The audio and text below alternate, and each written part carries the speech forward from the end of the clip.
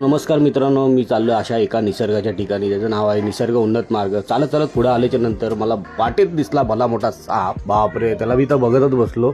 चालता चालता मला रस्त्यातच भेटला आणि त्यानंतर मी पुढे गेलो तर मला गगनगिरी महाराज यांचा मठ भेटलं. त्यानंतर मग निसर्ग उन्नत मार्गाचे इथे डिटेल दिले होते.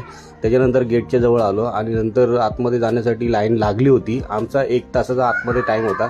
लाईनीत उभा राहिलो. नंतर आम्ही आतमध्ये आल्याच्या नंतर बापरे, वातावरण तर भरपूरच फील होतं. आतमध्ये येण्यासाठी 25 रुपये पास आहे. ऑनलाईन आम्ही पास बुक केला होता.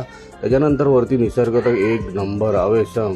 असं वाटतं की जणू कुठं गावा ठिकाणी झालोय आणि एवढा भारी निसर्ग होता ना, खरंच खूप. आणि हे जे ब्रिज बांधलं होतं तो तर पूर्ण लाकडाचा ब्रिज होता आणि बघायला पण खूप छान वाटत होता. आणि समोरनं गिरगाव चौपाटी पण दिसत होती. समोरनं पूर्ण जंगल दिसत होतं. गिरगाव चौपाटी तर दिसतच होती. त्यानंतर आमचा 1 तास झाला. मी निघालो घरी. व्हिडिओ आवडला असेल लाईक फॉलो नक्की करा. बाय.